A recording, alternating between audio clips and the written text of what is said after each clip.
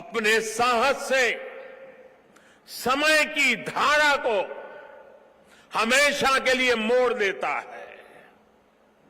इसी संकल्प शक्ति के साथ आज भारत की युवा पीढ़ी भी देश को नई ऊंचाई पर ले जाने के लिए निकल पड़ी है और इसलिए अब 26 दिसंबर को वीर बाल दिवस की भूमिका और भी अहम हो गई है। साथियों, सिख गुरु परंपरा केवल आस्था और आध्यात्म की परंपरा नहीं है, ये एक भारत श्रेष्ठ भारत के विचार का भी प्रेरणा पुंज है। हमारे पवित्र गुरु ग्रंथ साहब से बड़ा इसका उदाहरण और क्या हो सकता है। इसमें सिख गुरुओं के साथ साथ भारत के अलग अलग कोणों से 15 संतों और 14 रचनाकारों की वाणी समाहित है। इसी तरह आप गुरु गोविंद सिंह जी की जीवन यात्रा को भी देखिए। उनका जन्म पूर्वी भारत में पटना में हुआ। उनका कार्यक्षेत्र उत्तर पश्चिमी भारत के पहाड़ी अंचलों में रहा और उनकी जीवन यात्रा महाराष्ट्र में पूरी हुई।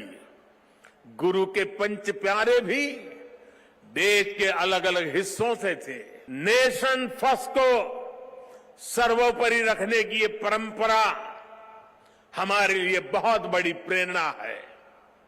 इस परंपरा को सशक्त करने की जिम्मेदारी आज हमारे कंधों पर है। वो दिन दूर नहीं जब केरला के बच्चों को वीर साहिबजादों के बारे में पता होगा, नॉर्थ ईस्ट के बच्चों को वीर साहिबजादों के बारे में पता होगा। साथियों, हमें साथ मिलकर वीर बाल दिवस के संदेश को देश के कोने कोने तक लेकर जाना है।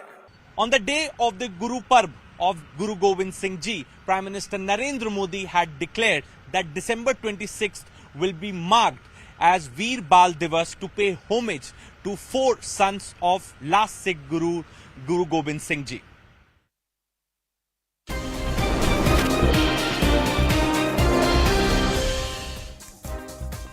Good evening, hello and welcome. You're watching CNN News 18. This is Nation at 5 with me, Poonam Burde. And the story we're tracking at this hour comes from our neighborhood. It's from Pakistan, which seems to be losing all control. The country that has been named and shamed globally multiple times by India and several other global powers for their export of terror seems to now be paying the price of its own mistakes. A fresh wave of terror after the end of ceasefire between Pakistan government, Pakistani army and the Tehrik-e-Taliban is now being witnessed in the country, where 33 attacks have taken place so far in just the recent past after that ceasefire came to an end, in which 35 security personnel of Pakistan have been killed. US and UK embassies have issued an alert over threats of possible attacks to its citizens. The embassies have prohibited staff from visiting several hotels in Islamabad, including the married chain of hotels, citing a possible terror threat. It has placed the capital city under red alert and has asked diplomatic missions to not travel in the city for unofficial purposes. Sources are now telling your channel that Pakistan government is completely pushed to the wall, and which is why they're mulling a major operation against the Tehrik-e-Taliban Pakistan. Now let's take a look at the terror that has been unleashed on Pakistan, especially in the area bordering Afghanistan. We'll put that on a map for you and show you exactly what are the kind of attacks that have taken place. Now, in Balochistan itself, just yesterday, there were 7 attacks that took place, 7 explosions. 3 of them took place in the Quetta region, out of the 7 that took place yesterday on the 25th of December. In Turbat, there were 2 other blasts that were reported, all of which have been carried out by the Tehrik-e-Taliban Pakistan. In the Kohlu district, there were 2 more blasts that were reported. Just yesterday, in those 7 blasts, 5 Pakistani army personnel have been killed so far. In North Waziristan, the Tehrik-e-Taliban Pakistan flag was hoisted by the insurgents, by the militants there. And the latest and the biggest attack perhaps that came to the fore a few days ago was in the Bannu cantonment area, which houses the office of the anti-terror operations of Pakistani army. That in itself came under siege, where TTP terrorists that were being held there. They overpowered their interrogators. They lay siege to that particular center. And there was a hostage situation that took place there for at least 2 days. Abhishek, my colleague, now joins me for more on this. And Abhishek, this is exactly what the world had warned Pakistan of. Snakes in your backyard, there they have it. Of course, Poonam, and the recent attacks that has happened on the security establishment of Pakistan raises questions about the whole regional security also, because now it seems that Taliban, Pakistani wing of Taliban, that is TTP, Tehrik-e-Taliban Pakistan, which is kind of expresses its allegiance to Al-Qaeda and Taliban of Afghanistan, is clearly getting out of control from Pakistan's security establishment, and Pakistan is not able to put any influence even through the Taliban sitting in Kabul, where they have a very good relationship. In fact, Pakistan itself has been under attack in Kabul, where its senior envoy was recently attacked, and the blame was taken by ISKP, which is ISIS wing, and ISKP and ISKP's and this TTP also, they have collaborated in the fight against Pakistan's government. The area of operation, major area of operation of TTP is border in Pakistan, that is Khyber Pakhtunkhwa or FATA region, that is federally administered tribal region. And the very inception of this TTP has been to fight against the atrocities of Pakistani military forces against Pashtuns. And now, when the ceasefire has been ended by TTP, Pakistan security forces are finding it really difficult to operate in these regions where they have stepped up their attack. Ambushes are taking place in Balochistan. We have seen just yesterday, 5 army personnel of Pakistan, including one captain, was killed in an IED explosion. So there have been multiple explosion reports and terrorist attacks. But the latest that we are now hearing from Islamabad being put under red alert, and all the civil, locations or all the public gathering spaces are under the radar of terrorists is a very worrying sign, because if the capital city of Pakistan is not safe, where else Pakistan can express its control in the territory? Absolutely. Pakistani administration, the army, seems to be losing control altogether. It is a failure of their own mistakes, and it's a failure that has pushed them to the wall, because now we're given to understand that the Pakistani establishment is also in a huddle. We are going to be seeing several closed-door meetings that take place inside Pakistan to try and revisit the strategy that was put in place by the former regime into how they tackle the Tehrik-e-Taliban Pakistan. For the moment, Abhishek, thank you so much for getting us the latest on that. Dr. Monica Verma, strategic affairs expert, will be joining us shortly, but senior fellow of the ORF, Sushant Sareen, is with me on this broadcast. And Sushant Sareen, to put this in perspective, this is a homegrown monster, a Frankenstein that Pakistan created that is now baying for its blood. Yes, it is. And one of the reasons why it's continuing to metastasize is because the Pakistanis have kind of encouraged that. There were fears that the TTP would revive once the Taliban came into power in Afghanistan. But the Pakistanis, in their foolishness, continued to distinguish between the Tehrik-e-Taliban Pakistan and the Afghan Taliban, even though it was a known fact that the TTP was born out of the womb of the Afghan Taliban. The TTP always owed allegiance to the Afghan Taliban. The TTP senior leadership, was always, part and parcel of the first Taliban regime. When the Taliban escaped from Afghanistan, the TTP cadres gave them refuge in Pakistan.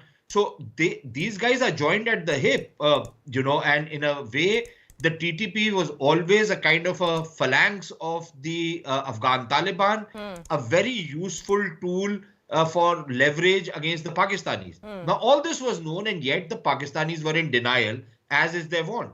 So the way things are unfolding now is something which was always going to happen. And the Pakistanis have nobody else but to blame themselves for what is happening now. And I fear that this is only going to escalate. Even more importantly, Poonam, what is happening is that all those excuses, every single excuse which the Pakistanis used to not act against the Taliban when the Americans were leaning on them over the last 20 years, are precisely the excuses which now the Taliban use to explain away the lack of action against the TTP and other terrorist groups. So it's actually this whole thing coming back full circle to haunt the Pakistanis. And frankly, no sympathies for them. No tears need to be shed for what the Pakistanis are going to go through, because they deserve everything which is coming to them, because they are the ones who are responsible for what is happening now in this region. Absolutely. They've often cried victim on global platforms as well, as far as terror is concerned. They've often said that we ourselves have been victims and never really spoken of the tacit support the deep state of Pakistan has had with terror organizations, including in Taliban of Afghanistan as well, even though the Tehrik-e-Taliban Pakistan goes on to say that we are an autonomous body, we have nothing to do, or we are taking no help from the Taliban in Afghanistan, but that linkages cannot be divorced. And that is something that Pakistan is paying the price for. And Dr. Monica Verma, the threat now is extremely clear and present, and so much so that we have had at least 2 global powers come out and issue advisories to their embassy staff there. It's not just limited to the border areas anymore. The threat has now come to the heart of the country, which is in Islamabad. Absolutely, like Sushantji was also saying the same thing, that, Pakistan has been it's been a culprit for India. It has been a culprit for Afghanistan as well. By exporting terror, we have been a large victim of that. We've seen in the last 20 years, how they were differentiating to the world the difference between the good Taliban and the bad Taliban. And today, the same lie that they were trying to sell to the NATO forces has now, it's like the chickens have come home to roost, that, the same United States is now issuing advisories against, the prevailing situation, and the situation is really, worrying on the ground. What I've spoken to my friends in Pakistan, the picture is absolutely not pretty. Bilawal Bhutto may get away by making jokes on India or making jokes on our Prime Minister, but that's a desperate Pakistan today. The same TTP that they were hoping with a peace truce will happen, or something will happen, that they won't scare them or threaten them or do attacks against the state. It's you can literally see that happening. So the Afghan Taliban, once it has come back in Afghanistan, they were emboldened. Everyone knew what's going to happen. So this is something, the writing was on the wall. Everyone could see it, except Pakistan, that was believing that the same lies that it is selling to the entire world will come to haunt Pakistan as well one day. So today that's happening. It's literally poetic justice being served. Absolutely, and we are now seeing a change in, or a revisiting of strategy that the Pakistani establishment, that the Pakistani government, Sushant Sareen, wants to do. But where does that actually leave the Pakistani army, in the sense that what is it that they can do? Because on multiple fronts, they will be exposed in front of the world. Not only has this exposed how badly managed some of their army establishments are, because the TTP has overpowered, carried out attacks in some of the military establishments there as well. Also, in the end, if they mount an attack on the TTP, a full-blown one at that, they also risk having to tell the world that, yes, this is a monster we created. Poonam, it's not so much about what they have to tell the world, but it's more about what they are going to suffer and what their options are. But let me just clarify something which you said earlier. When the TTP says that they are an autonomous body, they have nothing to do with the Afghan Taliban, this is precisely what the concept of plausible deniability is. Everybody knows that they are joined at the hip, and yet you keep denying it. Something what the Pakistanis did. Everybody knew that the Pakistanis are sponsoring, they are supporting, they're giving sanctuary to the Afghan Taliban, and yet the Pakistanis continue to deny it. So those denials need not be taken seriously. Secondly, I think what led to what actually added further strength to the TTP was the very ill thought out ceasefire, partly because you had Taliban Khan as Prime Minister of Pakistan and another crony of his who was the ISI chief, who kind of, in a manner of speaking, facilitated the TTP and its revival. They gave them the space to regroup. So a lot of what is happening are the wages of those policies. But what will the Pakistanis do now? I think they face very difficult choices. One is, of course, they hunker down, they keep bracing for the attacks, they keep trying to, prevent those attacks. But, that's not going to work beyond a point. Eventually, there will be people who will get through. There will be a lot of bloodletting. The other option is to take the fight into Afghanistan.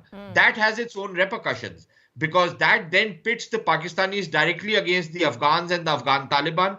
And the Afghan Taliban, despite the fact that the Pakistanis supported them, are not exactly enamored or in love with the Pakistanis, because the Pakistanis also bullied them.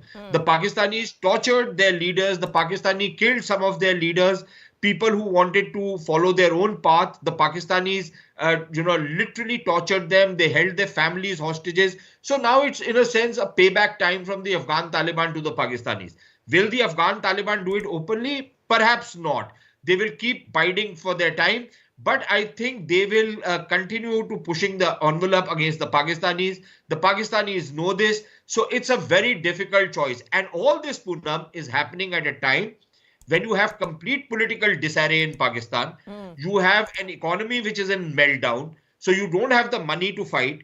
You don't have the political will to fight. You have a Taliban Khan who is at one day supporting the Taliban, the other day opposing them, who's opposing the government. So you have a right royal mess in Pakistan. And I don't think there are any easy answers that the Pakistanis have anymore.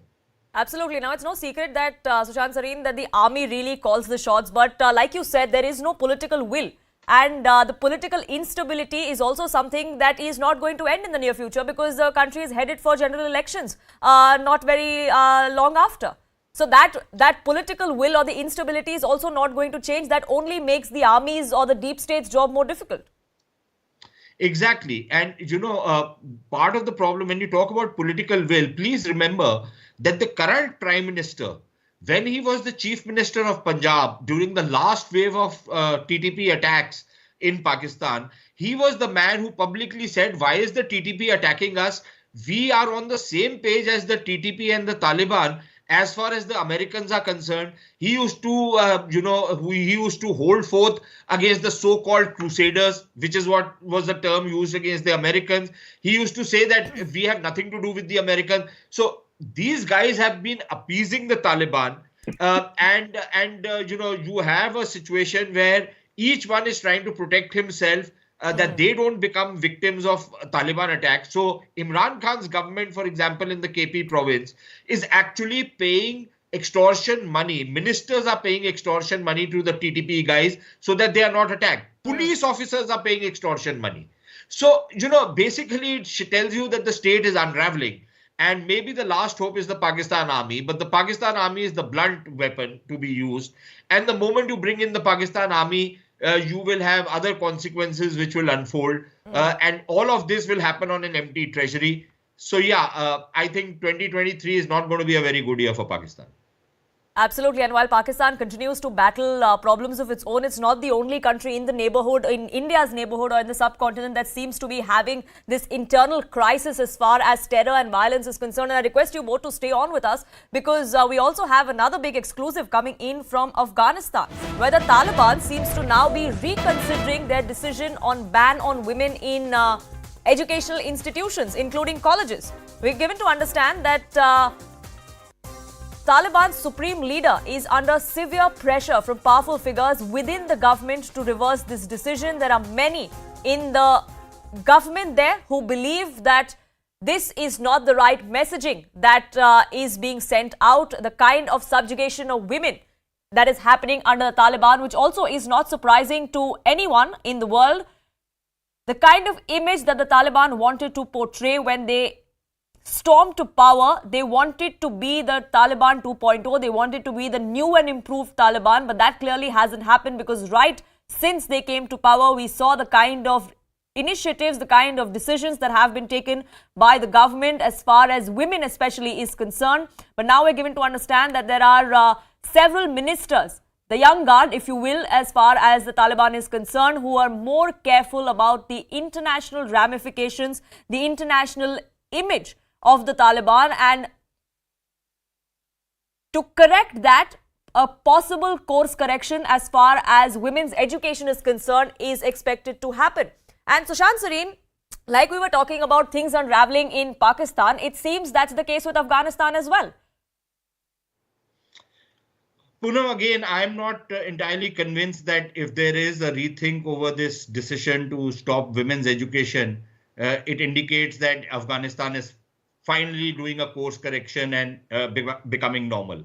I think it's a kind of a tactical adjustment. It's partly a result of the kind of divisions within the Taliban ranks, the alliances, alliances of convenience, I might add, which are being struck between the various factions against other factions, which also tells you that yes, if the Taliban movement is as divided as seems to be the case, then there are serious repercussions going forward.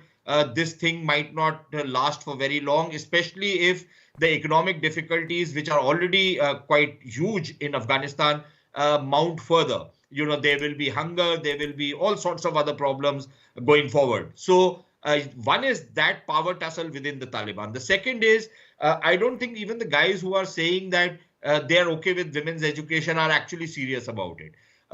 Because I think from their point of view, this is a very minor thing at one level, because, if you just satisfy the international community on this, a lot of money and a lot of assistance will come. Does this mean that the Taliban character has changed? Certainly not. But it could have a blowback impact, because there will be segments within the Taliban who, for whom, the lack of education of women is a big issue.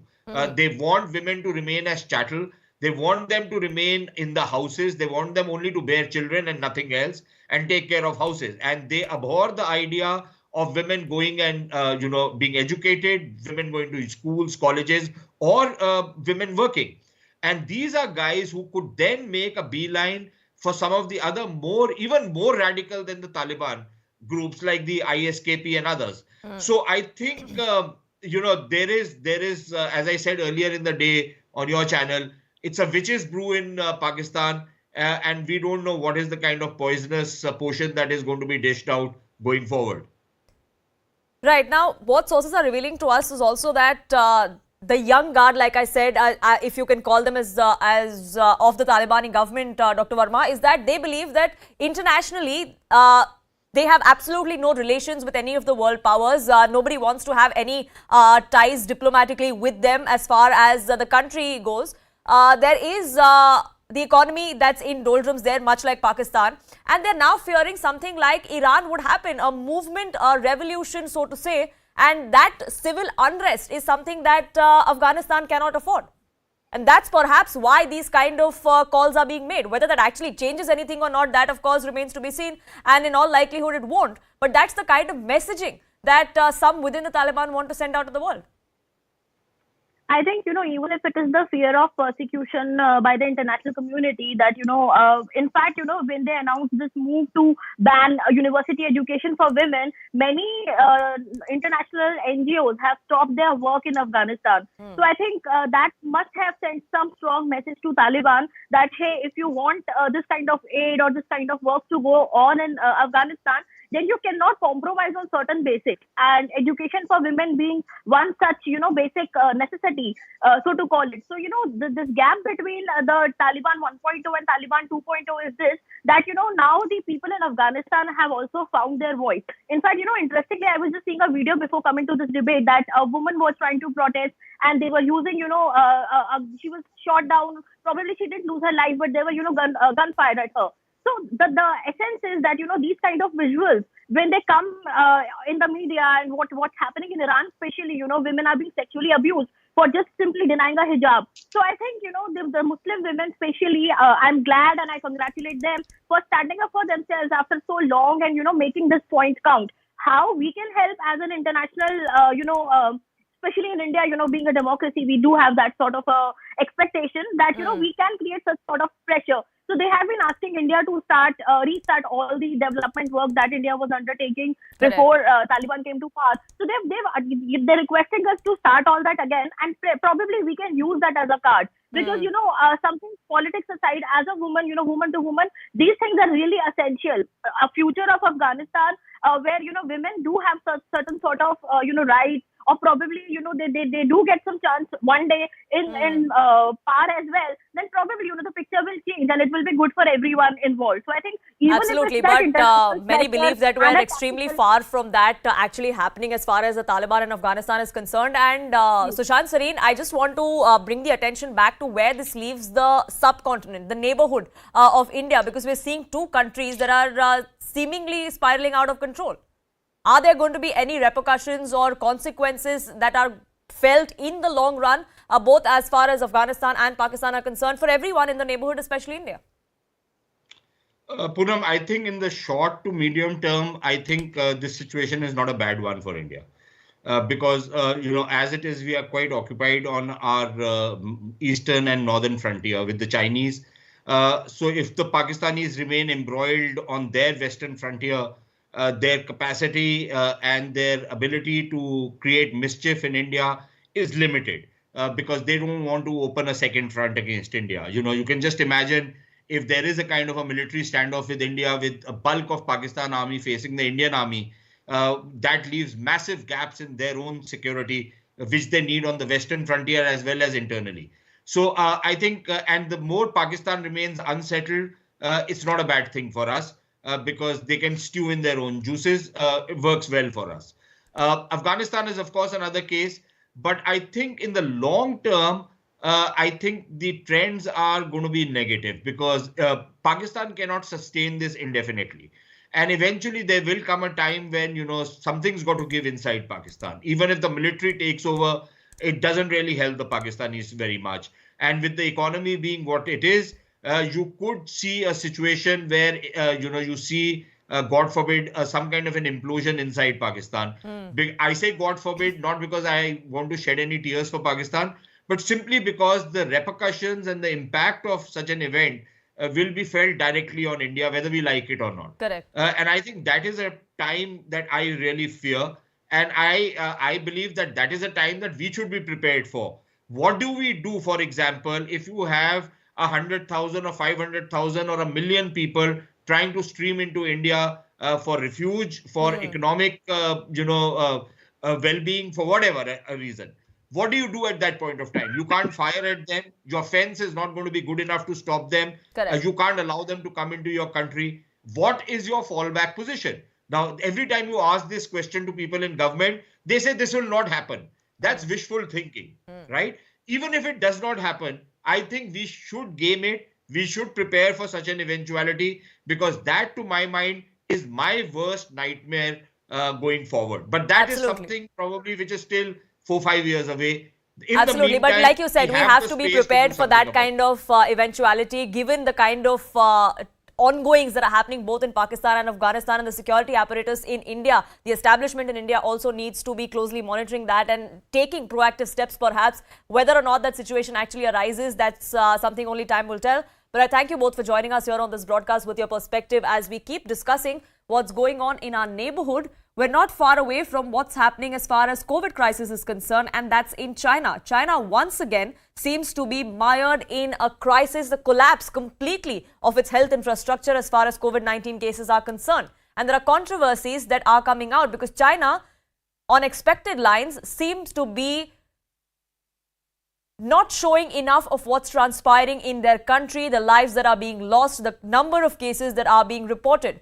Several videos are now doing the rounds on social media which actually go on to show the real picture, a picture that Xi Jinping and the Chinese administration would not want the world to see. Chinese activist has revealed about the ongoing COVID horror in the country. There are morgues that are fully packed with bodies. There are boxes that are lying around, bodies that are just from the last 2 days. There have been already cremated about 50 to 60 bodies in a single day. Now, this is in contradiction to what the Chinese media has been reporting all along. Abhishek, my colleague, is with me for more on this. Abhishek, 3 years later, it looks like we're back to square one as far as China is concerned. Back then, we didn't manage to hold China accountable, even though strong condemnation came to the fore from all quarters, from the World Health Organization as well. Nothing really in terms of punitive action was taken. Has the time now come to do so, and will the WHO do it? So earlier also we have seen how China evaded all accountability. Even it did not allow WHO team to have an unimpeded access to the facilities where they wanted to have some research there, whether this virus was made by men or it just escaped some facility where some research work was going on some COVID virus. But the thing of past, in the last 3 years, world has grappled with the fact that now we have to live with this COVID virus, but we have to manage it well. In the last 3 years, multiple waves across the world, and people have died, people have been falling sick. But now vaccination has been there, a big panacea for the world. Now, the thing with China is that they have had this thing of COVID contained for a very long time, like with the COVID policy, very restrictive, and lockdown measures were taken. China did not allow any foreign vaccines to be administered to its population. Their own vaccines efficacy is not as good as vaccines developed by other countries in the world. Now, with sudden lifting of all the restrictions, the people have started mingling. They have started traveling from one point of the country to other. And the spread has taken a very monstrous shape, so much so that now we are seeing lines of dead bodies waiting to be cremated at several crematoriums. And now the government is not allowing the data to come to the public domain, so that in a way it is actually hampering the preparedness of the world across. So the latest, in the name of nationalism and patriotic fervor, they are trying to contain all the protests that might happen, and all the disbelief that people may come to know, if they come to know the real picture of COVID pandemic, what is going on in their country. Absolutely. They've long tried to suppress the actual facts. They did so 3 years ago. They're doing so now as well. But several videos are doing the rounds on social media, Abhishek, that actually go on to show the kind of cases or the kind of infrastructure crumbling that is taking place there. The Chinese administration may want to put a lid on it, but that's clearly not working. Of course, and it is being said that the number of fresh COVID cases are happening in millions every day. Patients are arriving at hospitals in ever-increasing numbers. Almost all are elderly and many are very unwell with COVID and pneumonia. The symptoms are almost similar. The 60% of Chinese population, the elderly population, are not vaccinated properly. They haven't got any booster dose. So they are actually on the edge. They are most severely ill category, which does not have they have this comorbidity also. So the casualty figure, which has been projected to go in maybe 2 million, up to 2 million, is something, looks like that may happen, because if the pandemic continues to surge like this and the fatalities continue to mount like this, we can foresee a very horrible time coming in.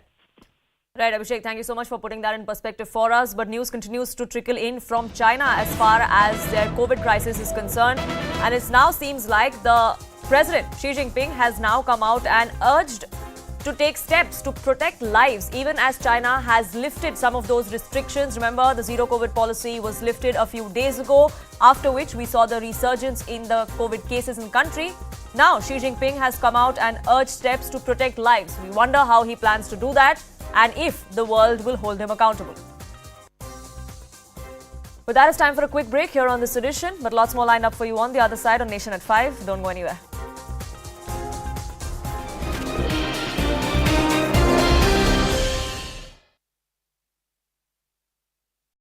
Was over 15 days ago is when they broke up. Whether it was mutual or not, what kind of emotional trauma the actor had to go through and what led up to her alleged suicide is something that is still under investigation. And Mihir, my colleague, now joins us to get us more details of what's the latest. Mihir, so far, how many people have been questioned or statements have been recorded of her crew or for family members we're given to understand? Absolutely. In fact, even today, the police did visit the particular set where the serial was being shot, where these two were part of that particular serial where this incident happened. So the police is constantly trying to gather as many statements as possible of people who were close to the couple, the people who were present at that point in time. Remember, nobody really figured out that something like this has happened until they found her missing for a long time on the set, and that's when people started inquiring. There are few of them who entered or broke open that particular door and found her in that situation. Now these people's statement has been recorded.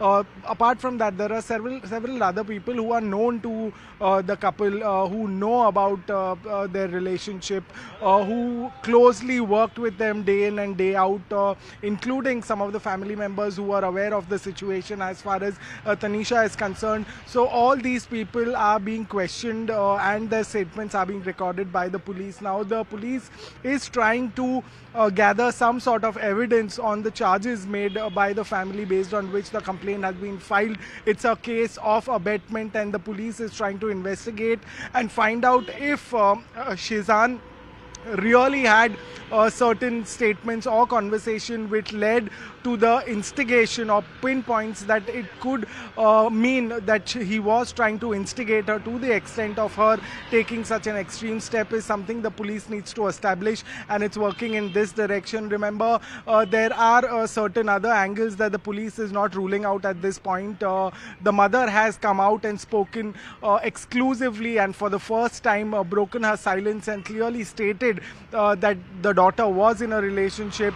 The person who was in a relationship with the daughter asked her to break up, considering he had certain reasons, but as far as the family is concerned, as far as the mother is concerned, he cheated on the daughter. He kept her in the dark because he was already having a relationship with other women, and he also promised her that they will get married, and that these are the things that really broke her heart and led her to that particular point where she took that kind of extreme decision.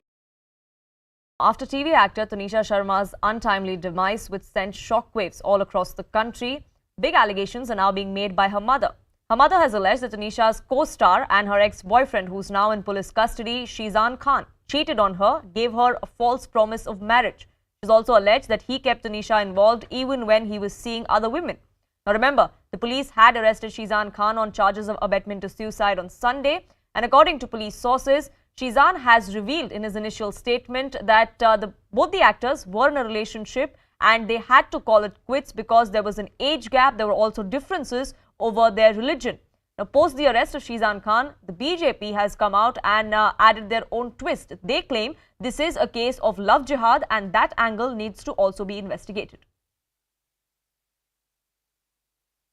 मैं सबको आप सब media वालों को ये बताना चाहती हूँ कि शिजान ने टुनीशा को धोखा दिया, उसके साथ पहले रिलेशनशिप बनाया, शादी का वादा करके फिर उसने टुनीशा से ब्रेकअप किया और उसका पहले किसी लड़की के साथ इन्वॉल्वमेंट थी। उसके बावजूद भी टुनीशा को उसने इन्वॉल्व रखा अपने साथ, 3-4 महीने उसको यूज़ किया।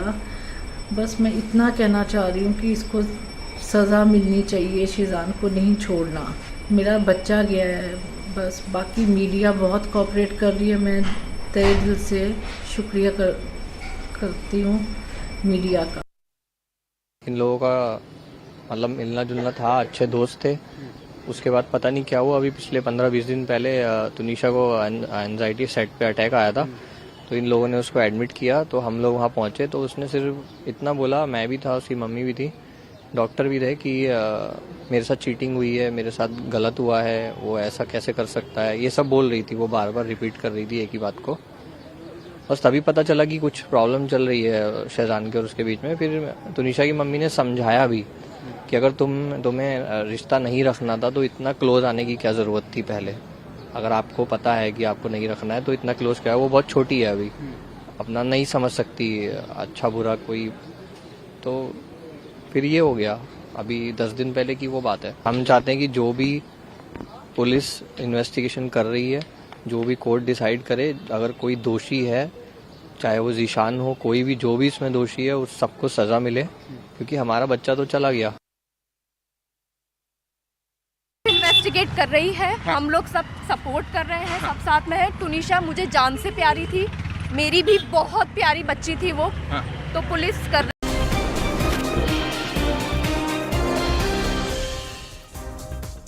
Welcome back. After facing severe backlash, Congress leader and a close aide of Mallikarjun Kharge, Gaurav Pandhi, has now deleted his tweet on Atal Bihari Vajpayee.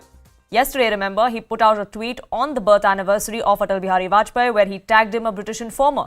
But the BJP is still up in arms. They want an apology over the tweet. This comes even as the Congress has completely dismissed the kind of commentary that has come to the fore. Remember, sources were also telling your channel earlier that the Congress party had taken objection to the timing of this tweet that was put out yesterday. Not only was it the birth anniversary of Atal Bihari Vajpayee, but it was also 24 hours before Rahul Gandhi, Congress president, Congress member of parliament, I beg your pardon, who is on his Bharat Jodo Yatra, was to visit the Sadaiv Atal memorial, which he did this morning. BJP gunning for the Gandhi Parivar and for Mallikarjun Kharge to come out and apologize.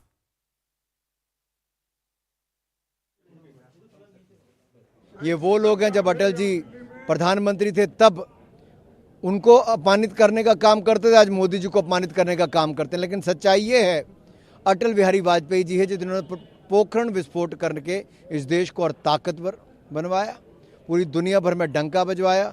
चहुमुखी विकास देश का अटल जी के समय गांव से लेकर शहरों तक शुरू हुआ, आज नरेंद्र मोदी जी इसको नई ऊंचाइयों पर लेकर जा रहे हैं। ये कांग्रेस की आदत बन गई है। कोई ऐसा मौका राहुल गांधी जी नहीं चूकते। हमें उनसे कम किसी स्टेट्समैन, देश के सबसे लोकप्रिय नेताओं में से एक अटल बिहारी वाजपेयी जी के लिए उनका सर्टिफिकेट नहीं चाहिए। संस्थागत रूप से कुछ करती है तो वही पार्टी की विचारधारा है और वही पार्टी का स्टैंड है। किसी ने किसी सोशल मीडिया प्लेटफॉर्म पर क्या कहा, जो कि अब डिलीट भी हो चुका है मेरी जानकारी के अनुसार, मुझे नहीं लगता वो चीज मायने रखती है। और आप एप्पल्स टू ऑरेंजेस कंपेयर करिए। कहां राहुल जी अगर एक स्टैंड लेके खड़े और किसी ने कोई ट्वीट किया, वो उनका व्यक्तिगत मत हो सकता है, लेकिन मुझे नहीं लगता वो पार्टी का किसी भी तरह से स्टैंड है।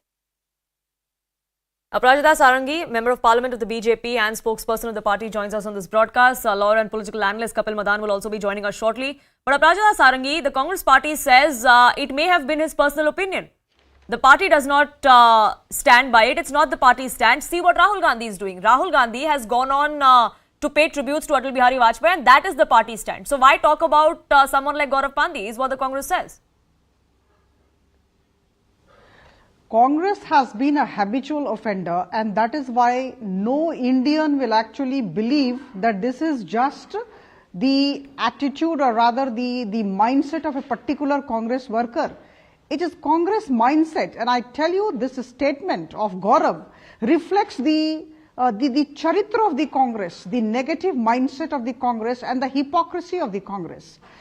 On one hand, you see Rahul Gandhi going to Sadaiv Atal Samadhi and paying his floral tributes. And at the same time, one of the closest aides gives this kind of statements, and there is absolutely no action on part of the Gandhi family. Now, the fact remains that this Nehru-Gandhi family always have been thinking that nobody other than somebody from their family can be a tall leader in the country. Now, I think talking about Shri Atal Bihari Vajpayee ji and singing praises for him would be like showing light to the sun. In fact, everybody knows the kind of leader he was, the kind of stature that he had in the country. We need not speak about it. And then a particular person who is a close aide comes and says anything, and there is no apology from the Congress. In fact, at this juncture, we would definitely like Congress leaders who matter, Mallikarjun Kharge, Rahul Gandhi ji, Priyanka Vadra, they all should come out into the open and actually apologize before the nation, because they are talking of none other than Shri Atal Bihari Vajpayee, the great visionary. And you know, why did I call them habitual offenders? I call them habitual offenders because they have been saying these kinds of things about the President of India, Madam Draupadi Murmu, and every other day they have been kind of trying to humiliate our Honorable Prime Minister, who is loved by one and all. Maut ka Saudagar and Ravan, I think these are the words that came from the mouths of the Congress people. So I think the Congress as a party should apologize for whatever has happened and also issue very strict instructions to the people down below that they should be cautious when they talk about our leaders, and they should actually look into their own cupboard and see how they have been behaving with their own people. Sure. In and fact, Atal all Bihari of us are Vajpayee is aware someone of the who fact the Congress has that also on multiple occasions, several Congress leaders on multiple occasions has also praised the kind of visionary or the kind of achievements or contribution to the country that has been. From Manmohan Singh to Jawaharlal Nehru, everyone's often spoken of Atal Bihari Vajpayee. And Kapil Madan, the Congress clearly fumed in private, which is why we saw the tweet being taken down. But why no public rebuke? Why just dismiss it and brush it under the carpet like they always do? Well, let's see the sequence of events, Poonamji. Now we have a situation where one of the top political leader of the Congress party is visiting and giving respects to late Atal Bihari Vajpayee ji. You don't want to believe the respect the leader is personally going there and is paying, but you want to believe a tweet issued by Mr. Pandey. Whatever he has said, maybe whatever notions he has, I mean, he has deleted it. It is not the official stand of the party. You don't have any other big leader of the Congress party who has come forward and tried to defend what Mr. Pandey has said. Mr. Pandey, maybe he's also realized, perhaps that's the reason why he has deleted his tweet. The fact remains that Rahul Gandhi ji holds Atal Bihari Vajpayee ji in greatest of respect, and that's the reason why early in the morning in this gruesome and chilling winters, Mr. Gandhi is there and he is paying his respects to Mr. Atal Bihari Vajpayee, and we should be rather focusing on what Mr. Gandhi is doing, which is the official party stand.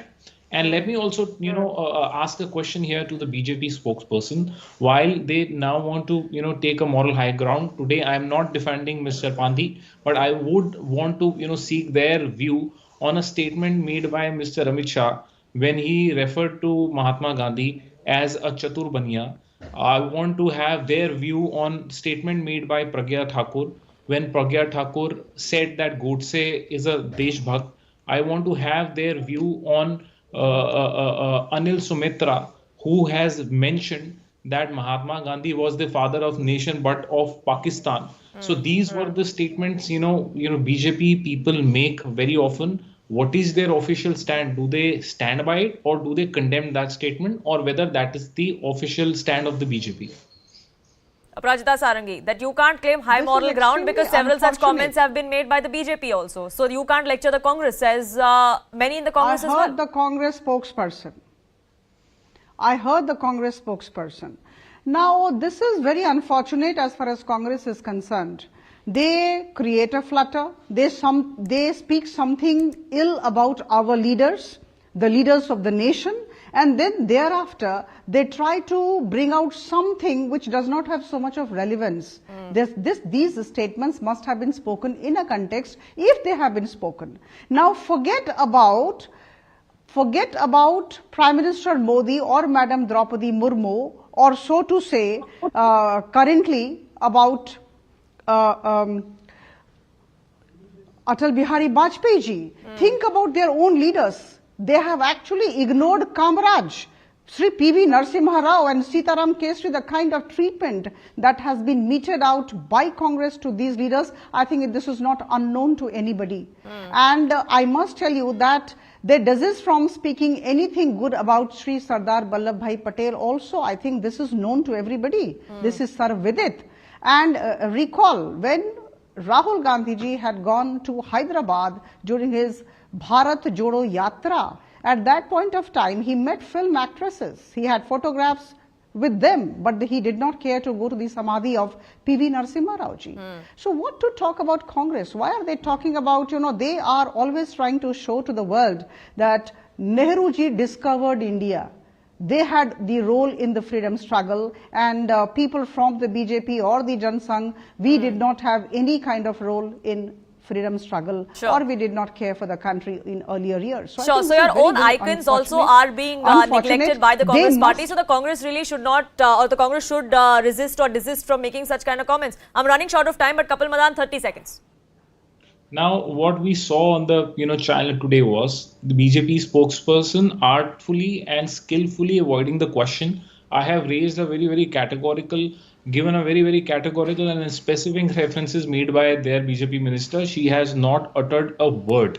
So which shows what? Now BJP wants to politicize this situation. What about your stand today? Madam, did I interrupted you, madam? I'm sorry, I'm interrupting, but what about your stand today? Is it right to speak about Atal Bihari Vajpayee? The tweet has been deleted, but the controversy clearly is alive. Who can lecture whom, who's neglecting whom, and who can take the high moral ground or not as far as this political war of words is concerned? The jury is out on that, but I leave it at that. And I thank you both for joining us here on this broadcast. I'm completely out of time. We are slipping into a quick break here on this edition. Back in just a few minutes. Don't go anywhere.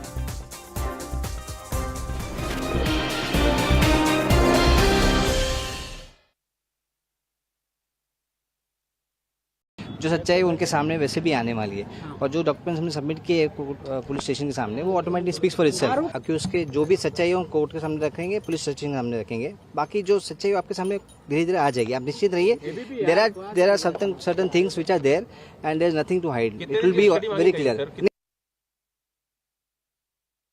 Tanishka Sharma की जो मौत है और love जिहाद का एक मसला है, मुझे लगता है इसकी पूरी जांच होनी चाहिए, जांच चल भी रही है। क्या आने वाले वक्त दिन पर दिन हम लोग देख रहे हैं कि ये ऐसे जो मामले हैं वो बढ़ रहे हैं, मुझे लगता है इसके लिए इसीलिए इसके खिलाफ सख्त से सख्त कानून लाना चाहिए और हम उसके ऊपर विचार कर रहे हैं। ये बात सामने आई है कि उसकी मौत कैसे हुई है, उसमें कस्टडी भी ली गई है और हम लोग बहुत गहराई से इसमें सीरियसली सोच रहे हैं इसके इसी के लिए लव जिहाद के लिए एक सख्त कानून लाया जाए। अभी हम तो सरकार है, अब तो उठाएंगे तो उसका भी जवाब देंगे। It was on Saturday that this 20-year-old was found hanging in her makeup room on the TV set of the serial that she was shooting with. Her ex-boyfriend is also her co-star, who is now in police custody. 4-day custody has been granted to the police and questioning is on. CNN News 18 is tracking all the developments as far as the investigation goes, and for now we can tell you is that the police believes that the investigation or the relationship between the two was over. 15 days ago is when they broke up. Whether it was mutual or not, what kind of emotional trauma the actor had to go through and what led up to her alleged suicide is something that is still under investigation. And Mir, my colleague, now joins us to get us more details of what's the latest. Mir, so far, how many people have been questioned or statements have been recorded of her crew or for family members we're given to understand? Absolutely. In fact, even today, the police did visit the particular set where the serial was being shot, where these two were part of that particular serial where this incident happened. So the police is constantly trying to gather as many statements as possible of people who were close to the couple, the people who were present at that point in time. Remember, nobody really figured out that something like this has happened until they found her missing for a long time on the set, and that's when people started inquiring. There are few of them who entered or broke open that particular door and found her in that situation. Now these people's statement has been recorded. Apart from that, there are several other people who are known to the couple, who know about their relationship, who closely worked with them day in and day out, including some of the family members who are aware of the situation as far as Tanisha is concerned. So all these people are being questioned and their statements are being recorded by the police. Now the police is trying to gather some sort of evidence on the charges made by the family based on which the complaint has been filed. It's a case of abetment and the police is trying to investigate and find out if Shizan really had certain statements or conversation which led to the instigation or pinpoints that it could mean that he was trying to instigate her to the extent of her taking such an extreme step is something the police needs to establish, and it's working in this direction. Remember, there are certain other angles that the police is not ruling out at this point. The mother has come out and spoken exclusively and for the first time broken her silence and clearly stated that the daughter was in a relationship. The person who was in a relationship with the daughter asked her to break up considering he had certain reasons, but as far as the family is concerned, as far as the mother is concerned, he cheated on the daughter. He kept her in the dark because he was already having a relationship with other women, and he also promised her that they will get married, and that these are the things that really broke her heart and led her to that particular point where she took that kind of extreme decision.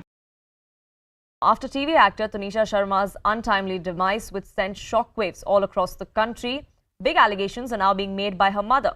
Her mother has alleged that Tanisha's co-star and her ex-boyfriend, who's now in police custody, Shizan Khan, cheated on her, gave her a false promise of marriage. She's also alleged that he kept Tanisha involved even when he was seeing other women.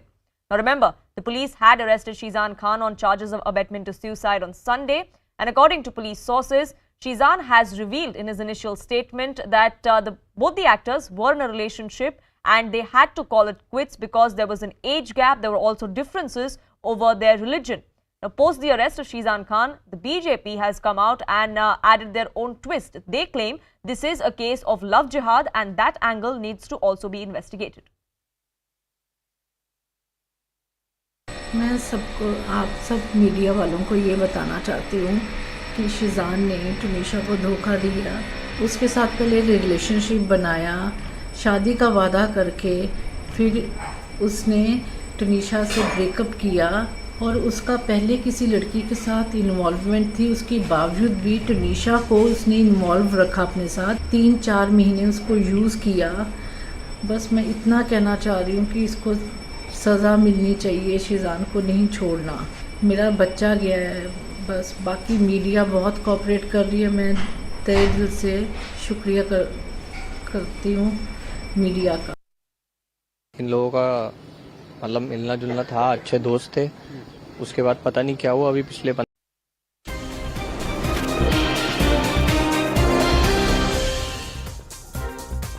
Welcome back. Prime Minister Modi led the country today in marking Veer Bal Divas to commemorate the martyrdom of Sri Guru Gobind Singh's sons. Prime Minister Modi, while addressing the gathering, said that it is important for India's youth to decide who their role model is. He also flagged off a march passed by about 3,000 children for the event. Take a look. Prime Minister Narendra Modi today attended a program to mark Veer Bal Divas at Dhyanchand Stadium in the national capital, New Delhi. The event has been organized to remember the sacrifice of last Sikh Guru, Guru Gobind Singh Ji, his 4 sons, Sahibzade and Mata Gujri Ji. Prime Minister, while speaking from the dais, did remember that how Guru Gobind Singh Ji's family stood against the atrocity of Aurangzeb. Sahibzada Ajit Singh और साहिबजादा जुजारथी ने भी बहादुरी की वो मिसाल कायम की जो सदियों को प्रेरणा दे रही है। भाइयों और बहनों, जिस देश की विरासत ऐसी हो, जिसका इतिहास ऐसा हो, उसमें स्वाभाविक रूप से स्वाभिमान और आत्मविश्वास कूट कूट कर भरा होना चाहिए। लेकिन दुर्भाग्य से हमें इतिहास के नाम पर वो गढ़े हुए नैरेटिव बताए और पढ़ाए जाते रहे, जिनसे हमारे भीतर हीन भावना पैदा हो। देश के उन पंच प्राणों के लिए प्राणवायु की तरह है। साथियों, इतनी कम उम्र में साहबजादों के इस बलिदान में हमारे लिए एक और बड़ा उपदेश छिपा हुआ है। आप उस दौर की कल्पना करिए, औरंगजेब के आतंक के खिलाफ, भारत को बदलने के उसके मंसूबों के खिलाफ गुरु गोविंद सिंह जी पहाड़ की तरह खड़े थे। 2 निर्दोष बालकों को दीवार में जिंदा चुनवाने जैसी दरिंदगी क्यों की गई? वो इसलिए क्योंकि औरंगजेब और उसके लोग गुरु गोविंद सिंह के बच्चों का धर्म तलवार के दम पर बदलना चाहते थे। जिस समाज में, जिस राष्ट्र में उसकी नई पीढ़ी जोर जुल्म के आगे घुटने टेक देती है, उसका आत्मविश्वास और भविष्य अपने आप मर जाता है। लेकिन भारत के वो बेटे, वो वीर बालक मौत से भी नहीं घबराए। वो दीवार में जिंदा चुन गए, लेकिन उन्होंने उन आतताई मंसूबों को हमेशा के लिए दफन कर दिया। यही किसी भी राष्ट्र के समर्थ युवा का सामर्थ्य होता है। युवा अपने साहस से समय की धारा को हमेशा के लिए मोड़ देता है। इसी संकल्प शक्ति के साथ आज भारत की युवा पीढ़ी भी देश को नई ऊंचाई पर ले जाने के लिए निकल पड़ी है और इसलिए अब 26 दिसंबर को वीर बाल दिवस की भूमिका और भी अहम हो गई है। साथियों, सिख गुरु परंपरा केवल आस्था और आध्यात्म की परंपरा नहीं है, ये एक भारत श्रेष्ठ भारत के विचार का भी प्रेरणा पुंज है। हमारे पवित्र गुरु ग्रंथ साहब से बड़ा इसका उदाहरण और क्या हो सकता है। इसमें सिख गुरुओं के साथ साथ भारत के अलग अलग कोणों से 15 संतों और 14 रचनाकारों की वाणी समाहित है। इसी तरह आप गुरु गोविंद सिंह जी की जीवन यात्रा को भी देखिए। उनका जन्म पूर्वी भारत में पटना में हुआ। उनका कार्यक्षेत्र उत्तर पश्चिमी भारत के पहाड़ी अंचलों में रहा और उनकी जीवन यात्रा महाराष्ट्र में पूरी हुई। गुरु के पंच प्यारे भी देश के अलग अलग हिस्सों से थे। नेशन फर्स्ट को सर्वोपरि रखने की ये परंपरा हमारे लिए बहुत बड़ी प्रेरणा है। इस परंपरा को सशक्त करने की जिम्मेदारी आज हमारे कंधों पर है। वो दिन दूर नहीं जब केरला के बच्चों को वीर साहिबजादों के बारे में पता होगा, नॉर्थ ईस्ट के बच्चों को वीर साहिबजादों के बारे में पता होगा। साथियों, हमें साथ मिलकर वीर बाल दिवस के संदेश को देश के कोने कोने तक लेकर जाना है। On the day of the Guru Parb of Guru Gobind Singh Ji, Prime Minister Narendra Modi had declared that December 26th will be marked as Veer Bal Divas to pay homage to 4 sons of last Sikh Guru, Guru Gobind Singh Ji.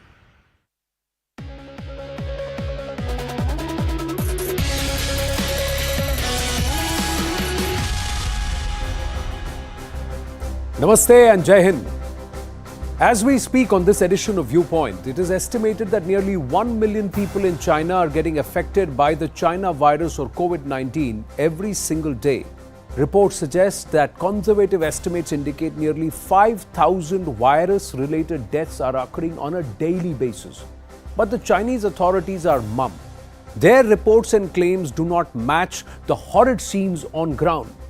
As many as 5 big provinces of China are in the grip of the virus, and this is nearly 3 years since the outbreak in Wuhan, ladies and gentlemen. Now, sample this. China estimates almost 37 million people got infected on a single day this week, as per a Bloomberg report. Now, as per the current estimates, as many as 248 million people, or nearly 18% of the population of China itself, likely got infected due to the virus in the first 20 days of December. Now, from the delayed and incorrect reporting of the actual outbreak in September 2019, keeping facts from the WHO till around the 20th of Jan 2020, not reporting active COVID-19 cases like other nations, it's substandard vaccines, vaccine nationalism, using vaccines to further the CCP's hegemonistic agenda and trying to bully smaller nations who are caught in its debt trap diplomacy, to the flawed zero COVID policy with the Chinese people. Xi Jinping and CCP-led China are guilty on multiple counts, and it's high time the world holds them accountable for the damage they have done to humanity. 你看看吧，老同学的，你瞅瞅，这家伙。 This is just one of China's crematoriums. 全是啊，看着。 Everywhere you look, there is another body waiting to be cremated. 这他妈都不叫玩意了，这家伙。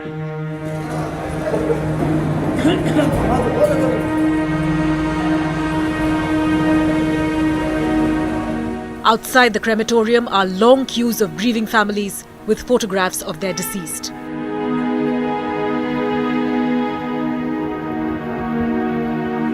Some have been waiting for days to lay their loved ones to rest.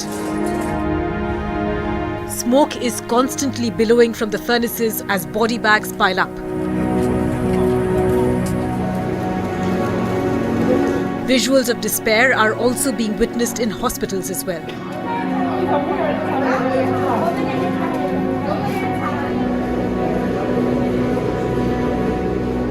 Intensive care units are turning away ambulances. Relatives of patients are searching for empty beds.